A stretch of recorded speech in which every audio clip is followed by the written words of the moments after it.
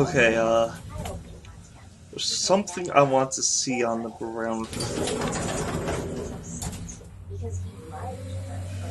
Or was it the first floor that... No, it was the first floor. Yes.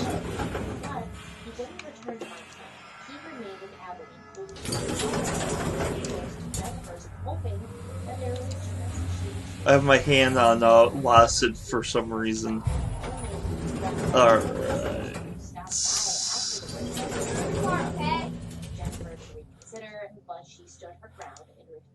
Jennifer had been living in Abilene for roughly 2 months by the night of September 15th. It was a Sunday, and she'd been working. It's over here. Okay, that's a bad idea.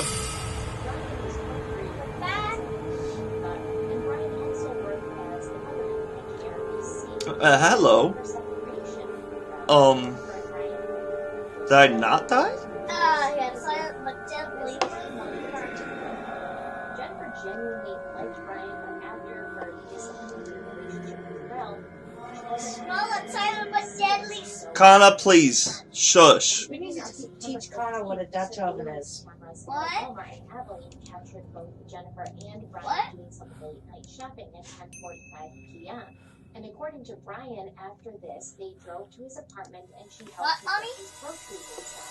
They said goodbye and after the rest of the day, Brian Sure. the last person to see alive. After leaving Brian's, Jennifer drove home and placed an apology for ex-boyfriend and current friend, David Warren. When Jennifer placed his call at 12:30 p.m., so this is the morning of Monday. So do I gotta get my device back? Yeah, I have everything else but that. It's interesting. Jennifer was supposed to have had off from work the next couple of days, but on Tuesday, September 17th, the station was understaffed. So the news director and Jennifer's boss, Toby Dagenhart, called Jennifer at home to see if she could come in, but she didn't answer, so he left a message. He called again the next day on Wednesday, the 18th, and once again he got no answer. And another employee at the station, who was friends with Jennifer, had told Toby that they'd stopped by Jennifer's apartment, but she didn't answer. Nope. Her mother had also been trying to get a hold of her daughter for a few days and was worried when she'd gotten no response. She said usually every time she called, if Jennifer couldn't answer right away, she would always call back as soon as she could. And Toby, Jennifer's boss, decided to call her apartment complex requesting that they do a welfare check on her to make sure she was okay. But after he hung up, the television station's police scanner started going off, announcing a possible DOA at Jennifer's address. An employee at the Hunters Ridge apartment complex had gone to do the check on Jennifer and had found a violent crime scene. There was blood everywhere, and Jennifer was dead from blunt force trauma to her head and there were several items missing from her apartment. Her cell phone, a Guess brand purse that had a picture of Hannah Nicole Smith, and several DVDs. Due to these items being missing, police initially thought that someone had entered the apartment to rob Jennifer, but then they discovered that there was no sign of forced entry. According to Jennifer's family and friends, safety was no joke to her, and she was very serious about making sure she liked it. her apartment was all locked up once she got inside. This led police to believe that she had been by someone she knew, someone she had either invited to be there or who had showed up and who she didn't find to be a threat. It was believed, due to the phone call Jennifer made to her ex-boyfriend in Montana, that she had been That's suspicious. Travers said he tried to call her Monday morning when he woke up and she didn't answer. And her boss and mother were also unable to get a hold of her in the following days. That meant she had been dead in her apartment for several days before being found. Now, the DNA evidence found in the apartment was plentiful. No, that was a super dark one, They were right? able to pull a few DNA profiles from the apartment besides Jennifer's, and they found the DNA of both Wait, Brian did I go the Travers wrong way? and I think I went the wrong way. and the I went the wrong way. You went the wrong way. And the DNA profile I do not know the way, because I went the wrong way. This caused complications, though, because both Brian and Ralph had been inside Jennifer's apartment before her death more than once. Ralph had lived there for several weeks. Okay. All Alright, Kana, shush. The presence of their DNA could technically be explained away and be considered completely That was the dark room. Since Brian All was right. the last person to have seen Jennifer that night, he was brought in for questioning and he was cooperative. When it became clear that he was being considered a suspect, his parents hired him a lawyer who would be with him during police questioning. And this made Jennifer's mother, Sherry Abel, feel some sort of way. Sherry says, quote, "Why would they hire an attorney to be there while he was being questioned?" End quote. And unfortunately for Brian, the only alibi that he could offer was that he had gone to bed in his apartment alone. Additionally, a week after Jennifer's, Brian told the police that the night they'd been together, the night she was, Jennifer was worried that someone was following them. And he had kind of laughed it off at the time and told her it was just her imagination. Now later, when Jennifer spoke to her ex-boyfriend, Dave Warren, on the phone, he said that she'd made no mention of being followed. So what are we to make of this claim from Brian that Jennifer felt she was being followed the night of her death? Now the other DNA profile found in Jennifer's apartment belonged to her ex-boyfriend, Ralph Sepulveda. Ralph had remained in Abilene, hoping that Jennifer would change her mind and take him back, which she had not done. According to friends of Jennifer's, she had told them that although Ralph had been to her apartment to beg for another chance, she hadn't seen him in several weeks before her death. And when he was brought in for questioning, Ralph gave the same timeline. But during his police interview, Ralph was also Interesting. completely emotionless. He didn't seem upset at all that Jennifer was dead, that she'd been brutally. And this seemed odd to the police and to Jennifer's friends and family. Something that did put Ralph on the radar of the police was information that a friend of Jennifer's had. This friend claimed that while Ralph and Jennifer were dating, he was into Ralph. And a few times, Ralph had even to Jennifer during due to the fact that Jennifer had died because of blunt force trauma, and then it just kind of seemed like that may have been his MO. And although there was, some circumstantial evidence, you could definitely point to a motive. Ralph was mad because he wanted to get back together with her. She wasn't having it, so he put her, one of those "if I can't have you, no one can" kind of things. But even though Ralph looked good for it, the police did not have anything to charge him with, since the DNA was really the only solid thing. How many rooms are there on the first floor? But he was living with her for several weeks. However, Ralph refused to take a polygraph test. He also did not go to Jennifer's funeral, and he did not call her family to voice his regret for their loss. Many found all of these things to be suspicious. Not long after Jennifer's murder, it's reported that Ralph abruptly left town, and he was later tracked down by police to a military base in San Antonio and questioned again. But again, there's nothing the police could do besides talk to him. Now, there's no official statement or report from the police stating what Ralph's alibi was, but many sources online claim that he told the police he was at his apartment that night, alone, and he went to bed, just like Brian Travers, and this cannot be verified, just like Brian Travers. You goddamn! A jump scare? Yes. Where's the jump scare? That's what she had to say. Be ready. I'm prepared for a jump scare.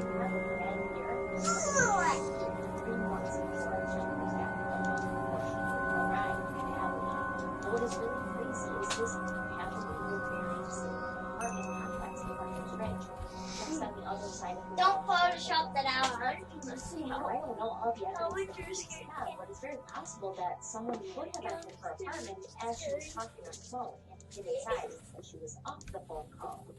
Or at that point, Jennifer was sort of a public figure. She was on the news. Someone could have developed an obsession with her just from watching her on the news and then tracked her down. It doesn't make a lot of sense to me why someone she knew would have stolen her phone, her purse, and a handful of DVDs. None of these items have ever been recovered or found, and they seem to be more of personal value than of monetary value.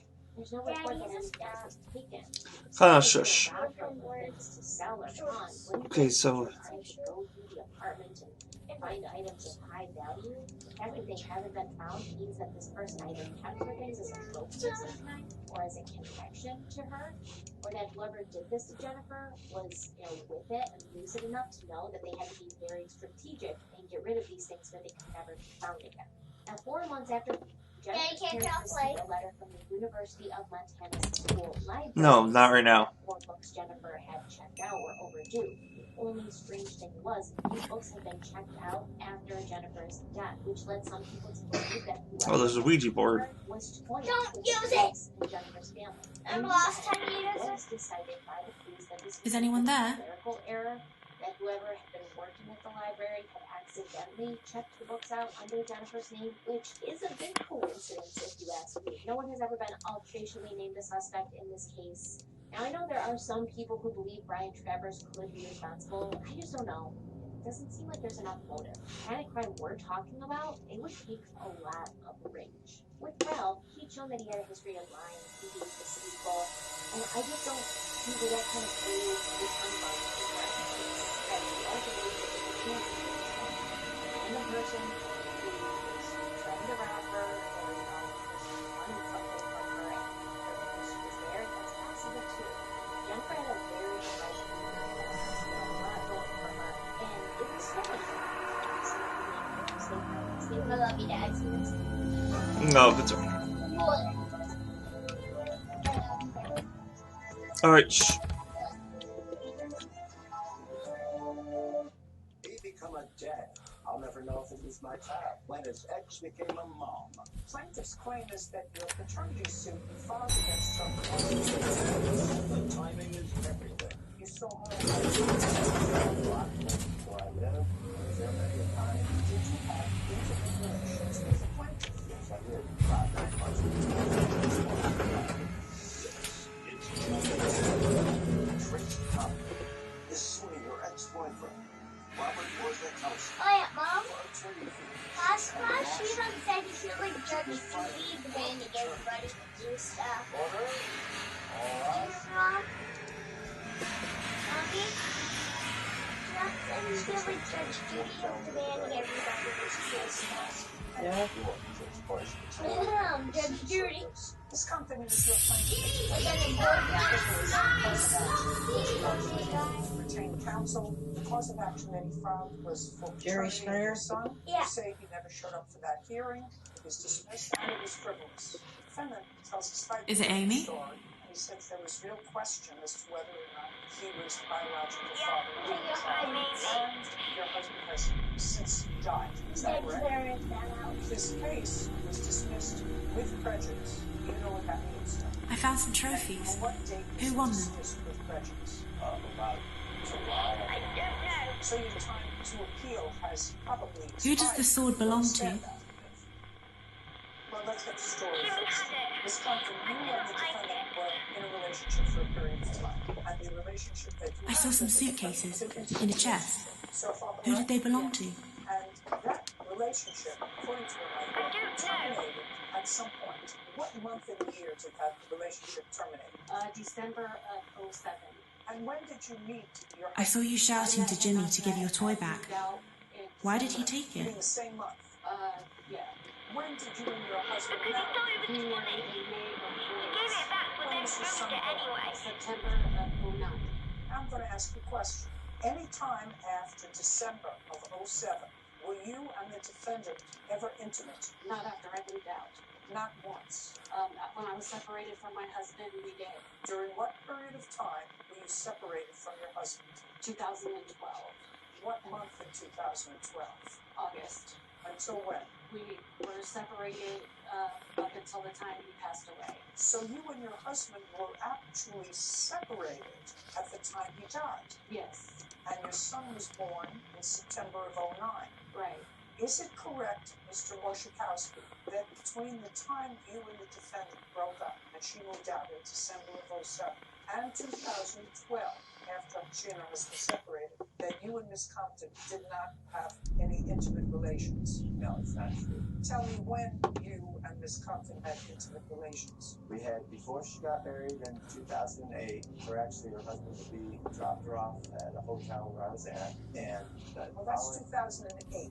Do you remember what month in 2008? well, that one was 2007. 2008, I was out of town, and I came back in town in December, and I was living with my niece, and I bought presents for her for Christmas and her son. You bought presents for who and her son? For Tracy and her son, and No. I'm talking about this paternity suit, sir. Is it I'm asking Amy? these questions because plaintiff's claim is that your paternity suit that you filed against her was frivolous, and I'm trying to ascertain whether or not you had a good faith basis to believe that you might be the biological father of her child. Is it yes, Amy? I was with her probably twice during that time that she was pregnant. She actually came and see me, and when the child was 3 months more, too. I'm not talking about after the child was born. I'm talking about before the child was born, in the months where the child could have been conceived. Right. Did you have intimate relations with the plaintiff? Yes, I did. Where and when? Do you At her remember? house. I gave her presents for her son and that, and it was in December, and I'm not sure exactly the date because this was a while ago, but But she wasn't pregnant. no, she wasn't pregnant. The child wasn't born. You're not talking about when the child was born. No, I'm talking about 9 months before. Before he was born. Right. And you saw her at her house. And at her house was that same house she was living with her husband. Yes. Can you describe the house? It's a trailer. It's blocks away from where I live.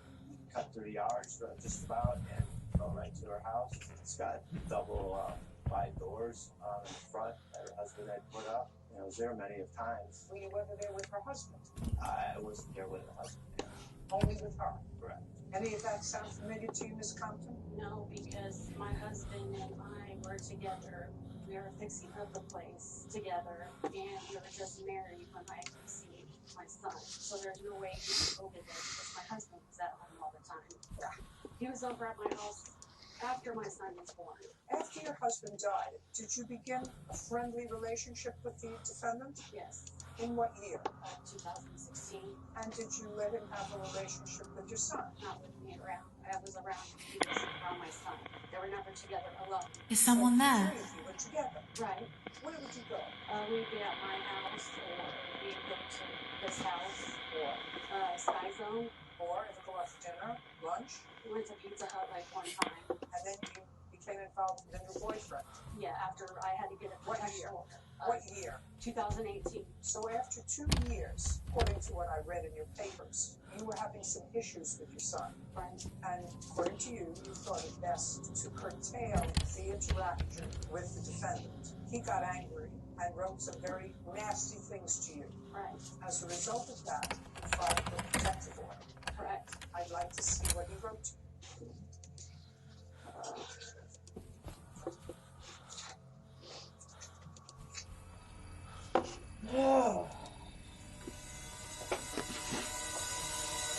Well, this is what he said to you. He must have said some terrible things to you because he apologized. Miss Railuge. Why don't you stop answering his telephone? Oh, 122.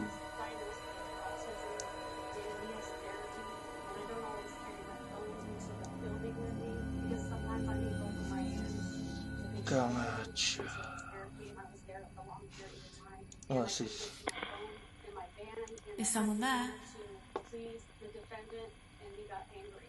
And I had a bunch of voicemails and text messages. Who is this gentleman? That's a lovely drawing. How old is his son, Miss Compton? He turned 10 in September.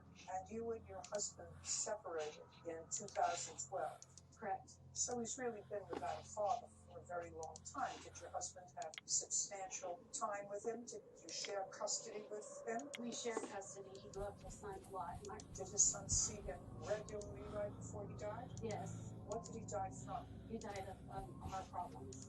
I'm dismissing your case, Ms. Compton, because I don't think that the defendant brought a frivolous lawsuit. I actually don't believe the fact that you didn't have relations with him while you were married at a time when it was possible. But the strongest presumption in the law is that of legitimacy, which is if two people are married, child born during that marriage Okay. is presumed to be the father of that Oh, child. doors open? There are many states where they won't even order a blood test against the wishes of the father.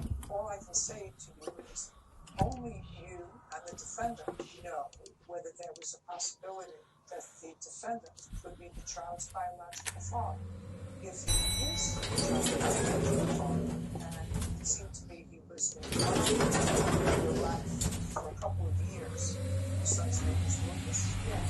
And if Lucas has issues, then you'll have to make a decision whether or not, because the court's with prejudice, which means you can't bring it. Okay, so 122 is this way.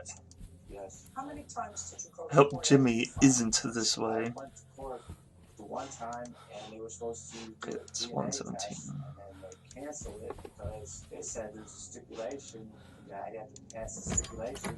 What kind of stipulation? You got to file within 2 years. And I really don't like the way they got that law because it's like, I'll never know if it's my child. In any event, Miss Cummings, it's up to you. You know, your son is young and he has issues. You'll have to make a decision. The decision is actually only yours to make as to whether or not you want to independently conduct. I don't know if I went into this room already or not. The defendant is Lucas's biological father, since his legal father is dead. I believe I did. As a legal father, it's up to you to determine whether or not, if he has a biological father, Yep. it might Alright. not be in his best interest to be involved.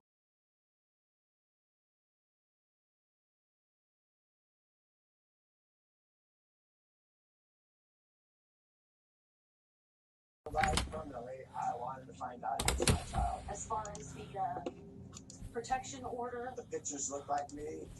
He does the same stuff. He acts Oh, like wait. me, how I was. It's the room that had the... calls and texts that were threatening. Okay. I was with It's her empty now. the whole time. My husband was on the birth certificate, not Robert. Figure out a way to take this DNA test or something. He leaves me alone. All that's gonna do is help her. Screens and above. I don't understand why. Diazepam? Could not be the father. She don't want to do it because Bottle of turpentine and a lighter. all parties in the matter of Alexander versus Jack. Therefore, 21-year-old Rashida Alexander is suing her former friend, 25-year-old Taylor.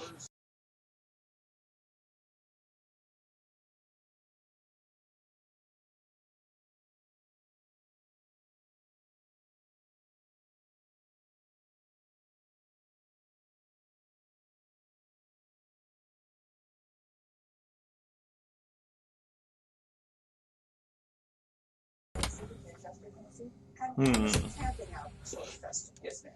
You went in one car and your friend went in I found everything in this room, right? festival. Everything was okay. Somehow, some of your clothes and your things were put in the trunk of the defendant's car. Oh, no, I didn't. Oh, you had other people, you were going to meet up later, whatever. And when the festival was over, everybody's trying to get out of the parking lot. I'm sort of putting two and two together from our reading in here. And I have not been to a music festival myself, because I avoid a place where there isn't indoor plumbing. Judge Judy continues in a moment. Your stuff was on the front porch, and then what did you do with it? Left it and whatnot. Because I had to fit my dog. I shoved my dog over his leg.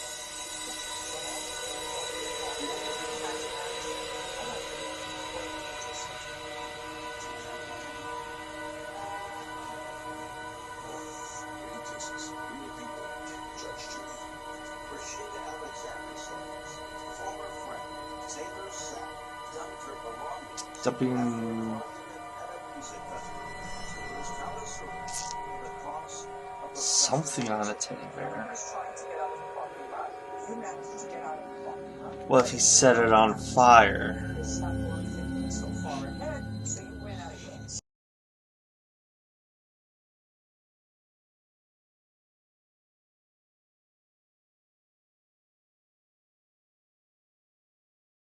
You ran out of gas. It's going to be the turpentine and lighter, I bet. Bring you gas. You should have thought ahead about filling your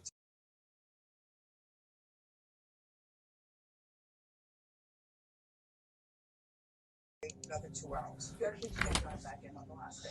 Okay, I have to walk back in. So you were annoyed because now you have to find some other way of getting gas. You had to walk to get gas, which is what I assume you did. Right. My husband walked close to where they were. We were actually outside the gates as well. We weren't inside. He walked that way. It doesn't matter. I don't need all the details because I want to know, because her lawsuit is about her stuff that was in your trunk. She wants to be reimbursed for that stuff because it's gone. What did you do with it? I left it at my in-laws' house. The same day? It was the day after. We got help from roadside around like 5 a.m., so it was the next day. Now, why did you leave it at your in-laws' house? I had to go back to my in-laws' house, who lived about 2 hours away from where the festival was, to go pick up my dog. He was about 70 pounds, and with everybody's luggage in my car, I couldn't fit my dog and their luggage, so I chose my dog over their luggage. She actually took it. Well, you didn't say you left stuff at your in-laws' house. That would have been protected. That would have been there. Good morning, girls. Jump scare might be coming. Outside. It was outside. It was Just a second. their house, but it Just was a outside. second. Where outside? They had an awning on the porch. I mean, it was out there, it was on their property. So you took it to your in-laws' house. And what did you do with it when you got to your in-laws' house? When you were picking up your dog? What did you do with the property? Just set it down on Set it down where? on the front porch. Well, that's not her house, is it? No, I couldn't fit it. Just a second. So you set it out on the front Or not, because I think I made it. Did you have lunch or dinner there? Some rest for a couple of hours during that time. On the front porch of your in-laws' house. And then you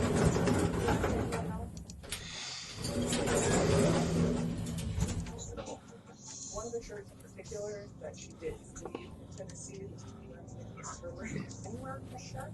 No. To say that it's her shirt is kind of ridiculous. That's really pushing. What does that mean, really pushing? Who's there? Real cases, real people. Hello? Is it Amy?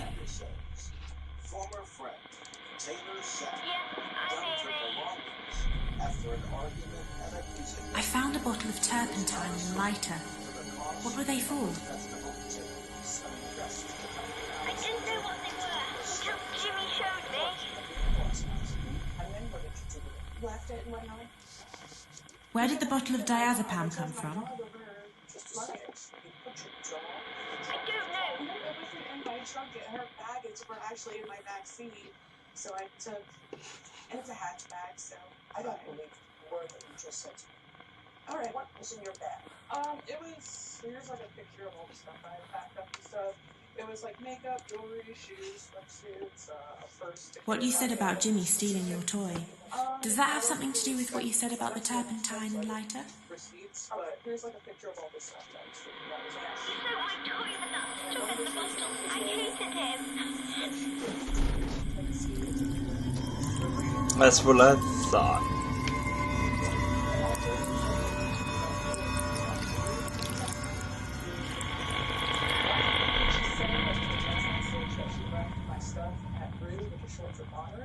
So that's what she told me. So she's saying she left it at her family's house, but she actually told me she left it at Bonner. Hello? Are you wearing her shirt? No.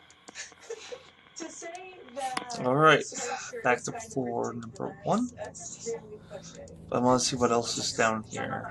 What does that mean, really pushing? We were best friends for 3 years. We lived Or did together. I already- To say that just Yeah, because okay, I had never that mind. shirt We're doesn't trying. mean I took it from Bonnaroo. That's ridiculous.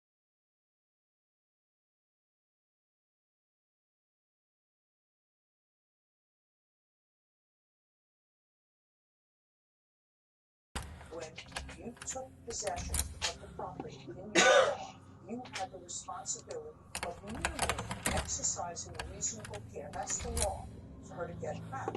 You were clearly annoyed with her that she didn't come back and bring you gas. Now, if you left the property inside your in-laws' house and say, listen, I can't take the property and my dog, my mother-in-law said that I could leave it here if you want to come get it, that's a reasonable thing to do, but to leave it outside, Where's the elevators?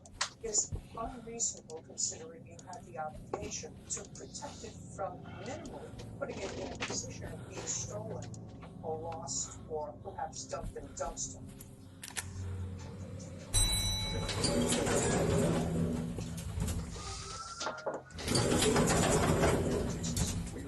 I can't tell what all this stuff is worth. You say it's worth about $2,000. I think that's reasonable. claim is for the ticket. I am head of promotions for.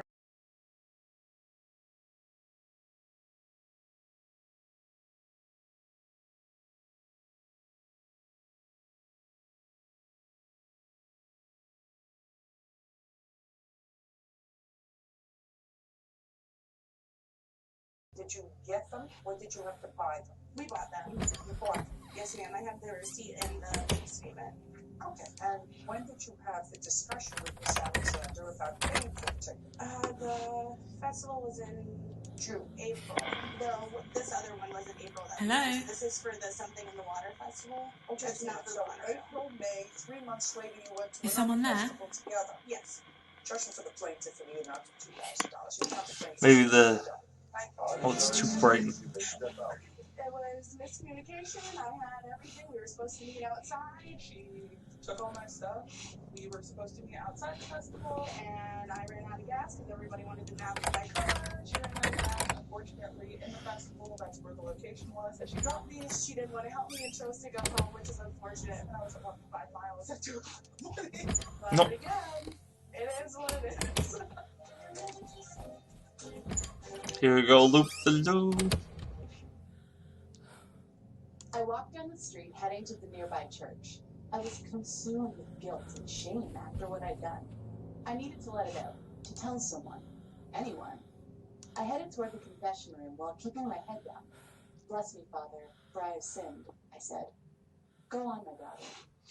And just like that, I let my darkest secret out, hoping that it would ease my burden. I just couldn't keep it to myself. I said it and left immediately. As I was walking out of the church, Hello. my phone started buzzing. I received a message saying, "I know everything. Your dirty secret is with me." I froze and felt my whole body shaking. My God, who did I just confess to? Before I continue my story, let me tell you a little bit about myself. My name is Grace, and I'm 19 years old. I recently moved to a nearby city to start college. There, I met a girl named Anna, and we became good friends. We moved into the same apartment and attended the same college. Soon enough, I got invited to the first party ever. I was so excited. Alright, I'm going to see if I've searched everything in here first. I heard many girls talk about him before and how rich his Okay, this is the family room is. with the He was trophies. in the second Got year it. of college. I knew that I had to get close to him if I wanted to become happy. Is someone there? I was dancing until he finally noticed me. We started dancing, flirting with each other, and at the end of the night, we exchanged numbers. I was so excited about my first date. Anna was excited for me too. She kept pushing me to invite Jeremy over, and that's what I did. We started hanging out at my place. After a while, Jeremy and I became very close. I noted a whole, yeah, okay, sure. Everything I wished for. That Is it we were Amy? in a relationship. Anna was excited that I started dating him. She also liked Jeremy and said that he was a cool guy. Our relationship escalated quickly. We spent a lot I of saw you time holding a together toy on for months. fire. I told What Jeremy happened? that I came from a rich family too. I didn't want to see any less than. I wanted him to think that I was rich and attractive just like he was. Girls envied me whenever they saw us together. They all wanted to be with me. I was the lucky one who had the chance to be with them. I never had a chance to date hot guys that was good. This was my time to shine. However, my mom kept messaging me almost every night asking me to step in with them. I ignored her since I had no time for my family. But she called Is anyone and said there? that my uncle was coming to town for a reunion. Okay, I've She got the sword. insisted that I join them. What? I knew that I had an uncle, but I've never seen him Going in up my life. to floor number My 2 parents said now. that he was busy running his business, moving from one city to another, and now he decided to move to the same town to live close to his only brother. I didn't want to go or meet him. No. But my mother insisted that Either. family reunions are more important than anything else. I had to cancel my plan with Jeremy. We had planned to spend the weekend together. I told him that we had a family ritual where we would meet once a month, eat at a fancy restaurant, and gather all the family members together. Oh. Jeremy believed me and said that I'm lucky to have such a loving family. Ugh, if only he knew that I'm going to see a family relative that has been out of the picture for so long. I went home feeling angry. I just canceled a weekend with my lovely boyfriend to be with my boring family. I hated the idea of meeting my uncle for the first time. It would be awkward. That evening, I started helping my mom with dinner when we sat waiting for my uncle to arrive. He He arrived Nope. on time and greeted us. He looked so elegant, just like the most Fuck, he caught me. Ah, son of a bitch.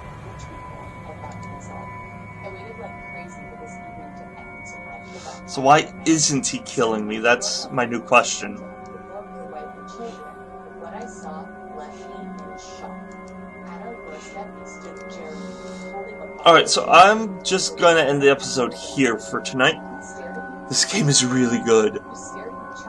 I am loving this. It's almost like straightforward, somewhat.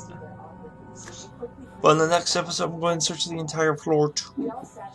So subscribe if you really want to see me doing that. This is a really good game. I'm loving it. Let me know what you think in the comment section down below. Click on whichever thumb you think is appropriate for this video. And until next time, stay white and nerdy.